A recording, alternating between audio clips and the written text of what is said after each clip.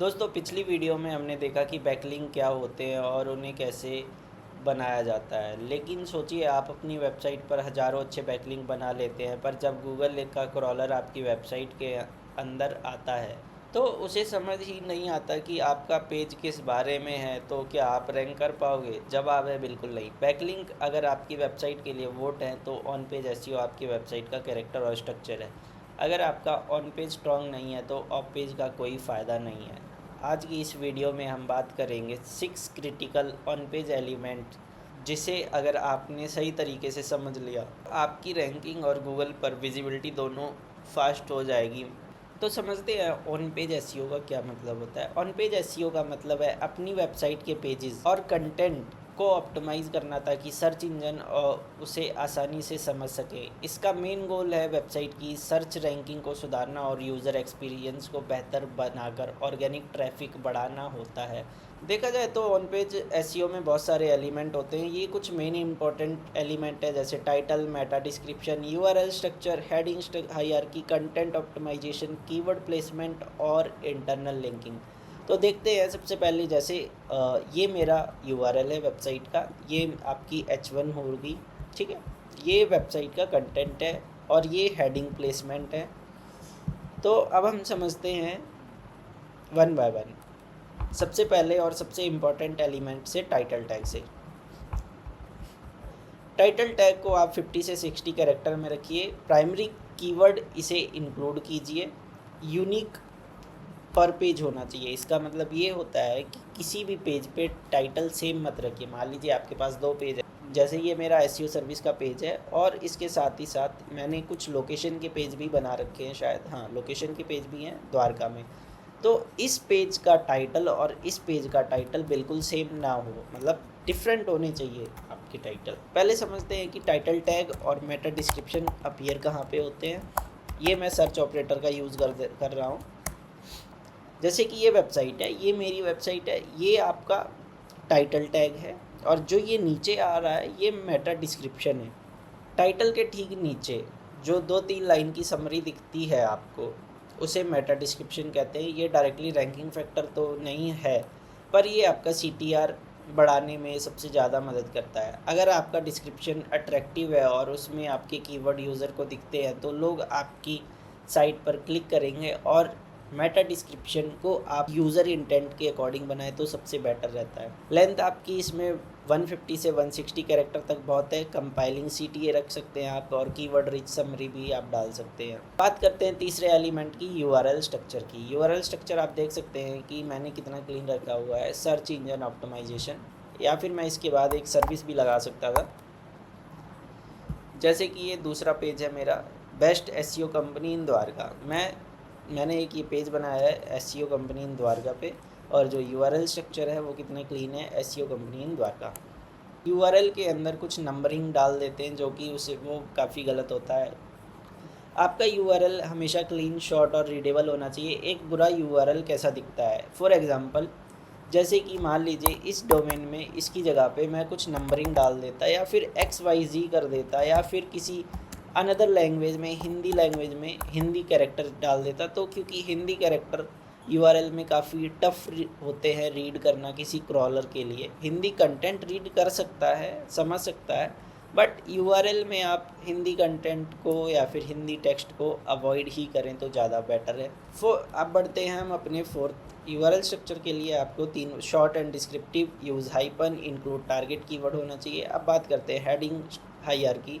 Heading hierarchy के क्या मतलब है, आप देखिए मेरे इस पेज पे क्या है, ये H1 है, ये H2 है, सॉरी ये H2 है, ये भी H2 होगी। अगर इसके अंदर और भी, ये शायद H3 होंगे। ये चेक कैसे करें, मैंने एक क्रोम एक्सटेंशन लगा रखा है SEO1 इन मेटा क्लिक।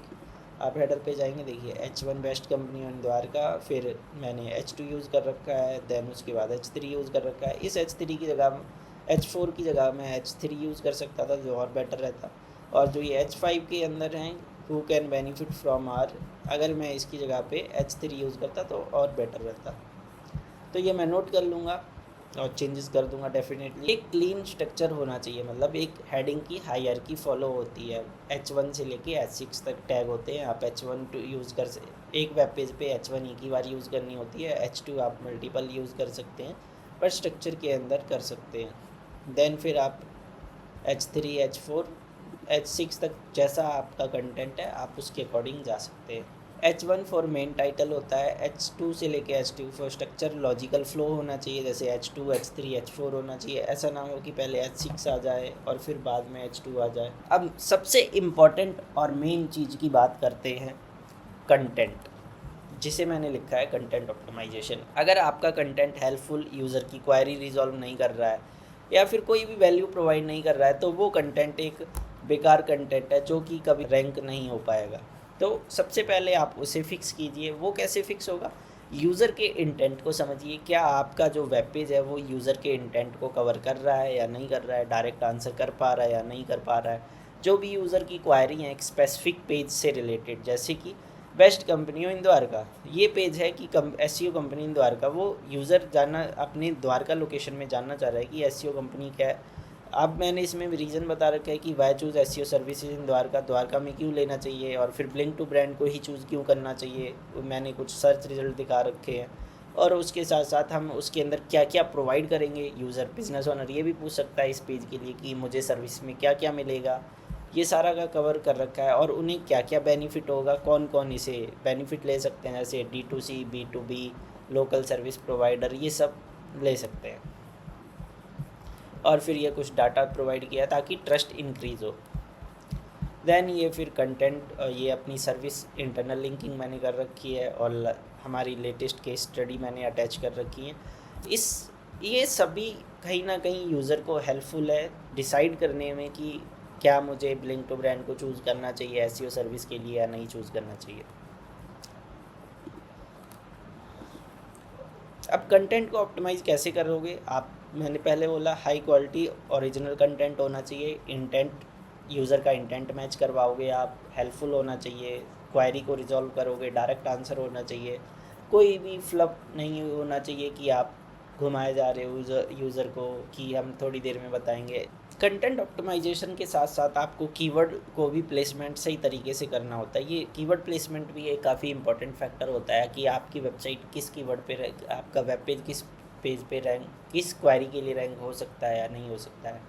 सही प्लेसमेंट कहाँ होनी चाहिए? आपका प्राइमरी कीवर्ड आपके कंटेंट से पहले 100 वर्ड के अंदर आ जाना चाहिए, वो आपके H2 या H3 हेडिंग में यूज़ होना चाहिए।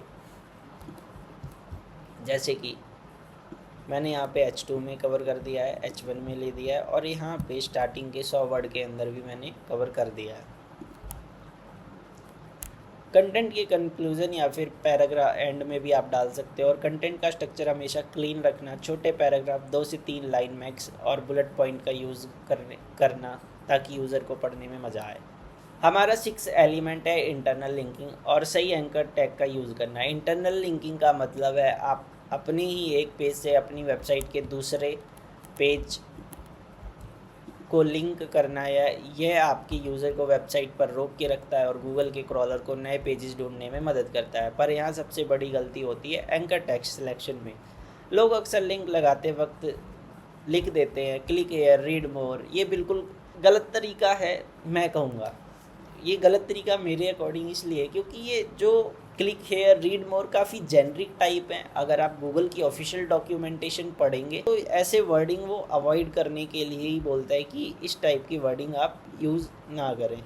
दोस्तों, क्या अब आप ये सोच रहे होंगे कि क्या हमें 6 या 7 ही पॉइंट ऑप्टिमाइज़ करने चाहिए? नहीं दोस्तों, इसके अलावा और भी ऑन पेज एलिमेंट होते हैं, जैसे कि आप एक वेब पेज में कितनी इमेज यूज़ कर रहे हो, इमेज इन्फोग्राफिक है, क्या वो रिलीवेंट है, उसका ऑल टैग आपने लगा रखा है या नहीं लगा रखा है, और सबसे ज़रूरी आपकी वेबसाइट मोबाइल फ्रेंडलीनेस होनी चाहिए। तो दोस्तों, अगर आपने ये सारे ऑन पेज एलिमेंट परफेक्ट कर दिए तो आपकी वेबसाइट का फाउंडेशन लोहे जैसा मजबूत हो जाएगा। इसके बाद जब आप बैकलिंक बनाओगे तो आपको डबल स्पीड से रैंकिंग मिलेगी। अगले पार्ट में हम बात करेंगे टेक्निकल एसईओ चेकलिस्ट के बारे में। अगर आपको ये डिटेल चेकलिस्ट सिंपल और यूज़फुल लगी तो वीडियो को लाइक ज़रूर करें, अपने फ्रीलांस दोस्तों के साथ शेयर करें, और डिकोड विद जीतू को सब्सक्राइब करना मत भूलना।